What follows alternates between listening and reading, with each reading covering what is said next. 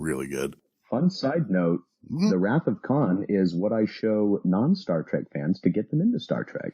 Oh, absolutely. So if you know anybody in your life that is resistant on boarding the good Starship Enterprise, you should sit them down for a good 2.5 hours and make them watch it and take that in and enjoy themselves. And you may be lucky and you may have a fan for life on your hands. Yeah, well, Wrath of Khan is one you don't have to know anything about Star Trek going into it.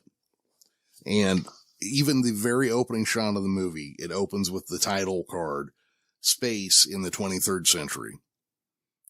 Because the director wanted to make sure that if his dad saw it, who didn't know anything about Star Trek, he'd know where and when they were.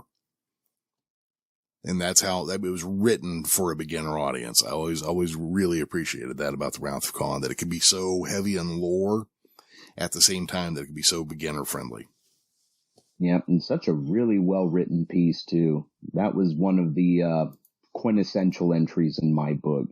I believe I was probably atop the fourth wall or one of those internet review shows that had called the directing and the writing and the production work all Shakespearean.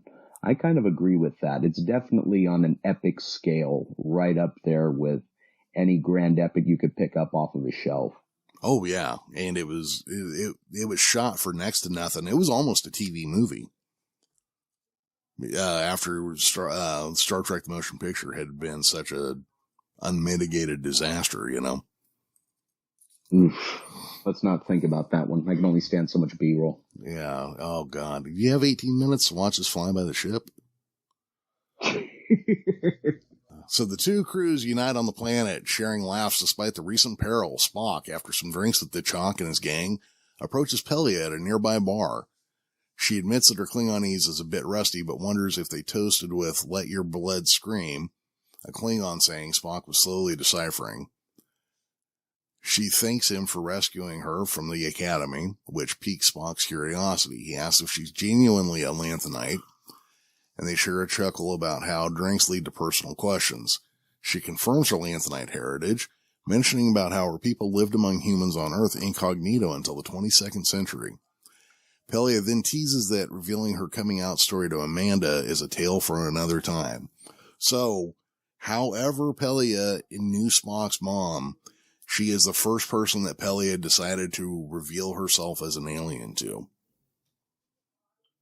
That should be an interesting little spin-off for some point there. There must be something they're going to tie that back to at some point.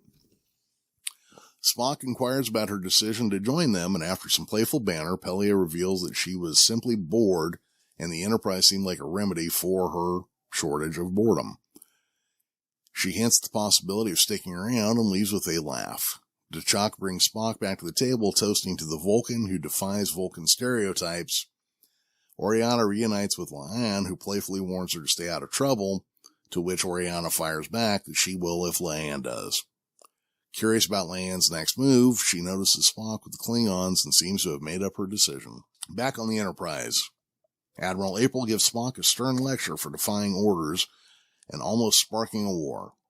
Spock, nursing a nasty hangover from the Klingon peace celebrations, calmly asks April to keep it down. April acknowledges Spock's good intentions, but warns him about the consequences of his actions. He lets Spock off the hook this time, though, attributing the Klingon-induced hangover to as punishment enough. Still, he emphasizes that there should be no repeat performances. Well, he got that wrong. And orders Spock to bring the Enterprise back home. In sickbay, Spock checks on Chapel, and Binga, unaware of Spock's presence, assures him that she'll recover. Wait, that didn't work. What did I write that for? Anyways, Binga assures Spock that she'll recover. Spock, unable to express his inner turmoil, spends most of the voyage in his quarters, strumming the lute that the doctor gave him. Meanwhile, on Starbase 1, Commodore Typhoon questions April's leniency towards Spock's actions.